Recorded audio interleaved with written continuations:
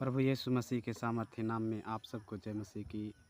मत्ती की पुस्तक अध्याय 3 पद 11 में प्रभु का वचन जो दिया गया है वह वचन आपने कभी न कभी अवश्य ही पढ़ा होगा या सुना होगा।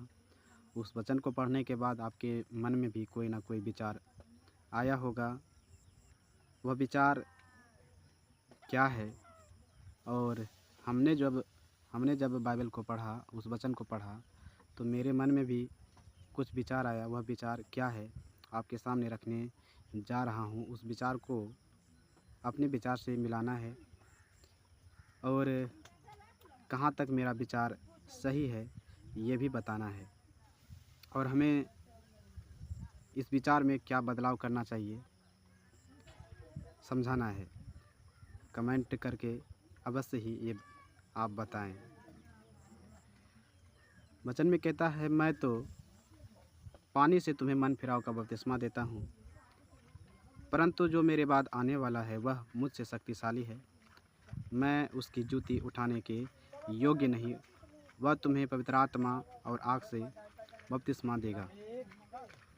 यूहन्ना बपतिस्मा देने वाला यरदन नदी के तट पर यहूदियों को समझाते हुए यह कह रहा था, क्योंकि उस समय बहुत सारे यहूदी लोग बपतिस्मा लेने के लिए यूहन्ना के पास आ रहे थे और बपतिस्मा ले रहे थे, लेकिन उनको सचेत करने के लिए, आगाह करने के लिए यूहन्ना बपतिस्मा देने वाला उनको यह वचन कहा है कि इस समय तुम बपतिस्मा ले रहे हो, यह मन फिराव का बपतिस्मा ले रहे हो, अपने मन को नया कर रहे हो, लेकिन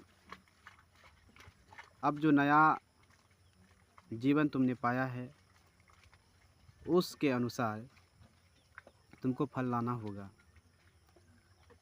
क्योंकि जो मेरे बाद आने वाला है वह मुझसे शक्तिशाली है और वो तुम्हें पवित्र आत्मा और आग से बपतिस्मा देगा। उस समय वो यहूदी लोग इसलिए बपतिस्मा लेने के लिए आ रहे थे क्योंकि उनको लगता था कि यह बपतिस्मा लेने के बाद हम स्वर्ग के राज्य के और जा सकेंगे, प्रवेश कर सकेंगे। आज भी बहुत सारे लोग बपतिस्मा लेते हैं और वो प्रभु के अनुसार चलना शुरू कर देता है, और कुछ दूर जाने के बाद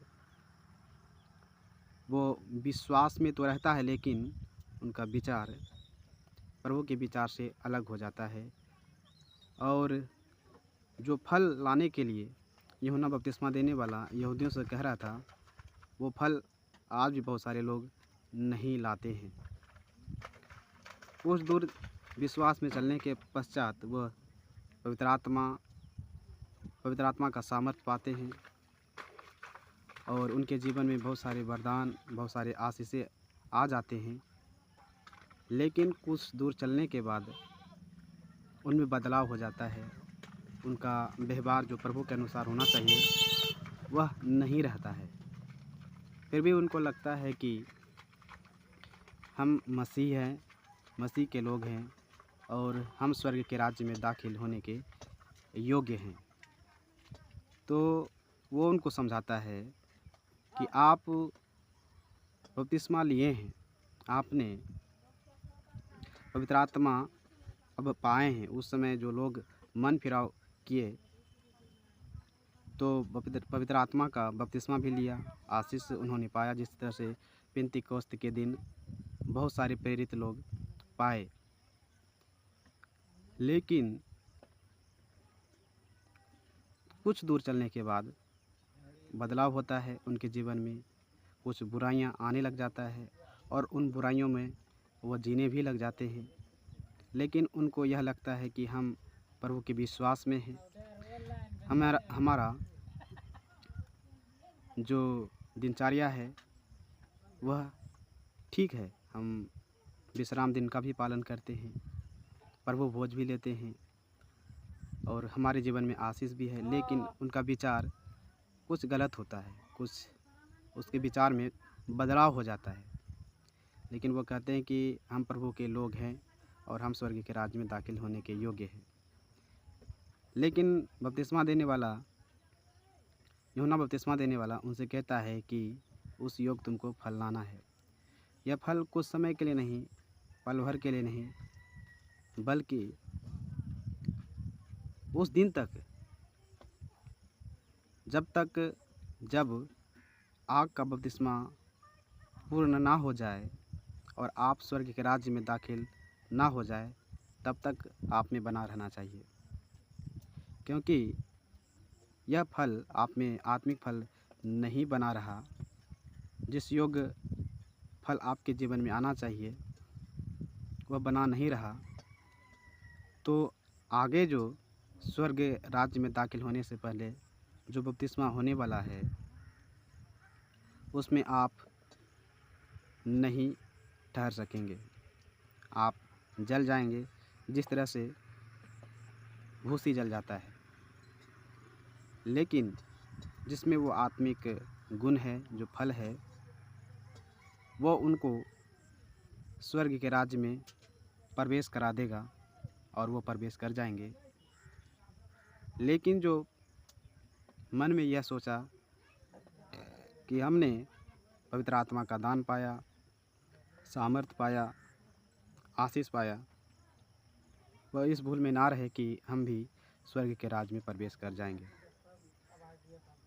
क्योंकि बहुत सारे लोग ऐसे सोचते हैं और उनका यही सोचने के अनुसार यूहन्ना बपतिस्मा देने वाला उनको इस वचन से आगाह करता है।